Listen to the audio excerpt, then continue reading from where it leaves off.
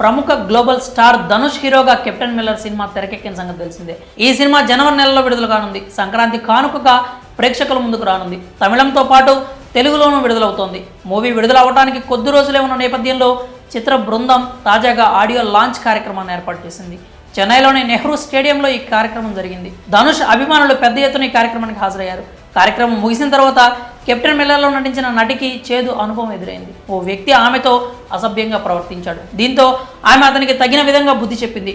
Captain మిల్లర్లో నటించిన Aishwarya Raghupathi audio launch కార్యక్రమానికి హాజరైంది. కార్యక్రమం అయిపోయిన తర్వాత జనంతో పాటు బయటకు రావడానికి ప్రయత్నించింది. ధనుష్ అభిమానులు ఎక్కువగా ఉండడంతో వారిని దాటుకుని ముందుకు వెళ్లడం కొంచెం కష్టంగా మారింది.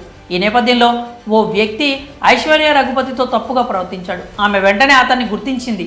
ఆ యువకుడిని పట్టుకుని కొడుతూ తిట్టింది. తన తప్పు తెలుసుకున్న ఆ యువకుడు ఆమెకు క్షమాపణలు కూడా చెప్పాడు. అంతేకాదు అక్కడి నుంచి పారిపోయే ప్రయత్నం చేశాడు. అయినా ఆమె ఆగలేదు. తీవ్రంగా ఫైర్ అయింది. కొంచెం సేపటి తర్వాత ఆ యువకుడు అక్కడి నుంచి వెళ్ళిపోయాడు. ప్రస్తుతం ఇందుకు సంబంధించిన వీడియో ఒకటి సోషల్ మీడియాలో వైరల్గా మారింది. ఆ వీడియోలో ఐశ్వర్య రఘుపతి యువకుడిని తిట్టడం స్పష్టంగా కనిపిస్తోంది. ఇక ఈ వీడియోపై స్పందిస్తున్న నెటిజన్లు ఈ మధ్యకాలంలో ఇలాంటి వాళ్ళు బాగా ఎక్కువయ్యారు. వీళ్ళను ఊరికే వదిలేయకూడదు. ఐశ్వర్య రఘుపతి మంచి పని చేశారు, ఇంకా 4 తగిలించాల్సింది.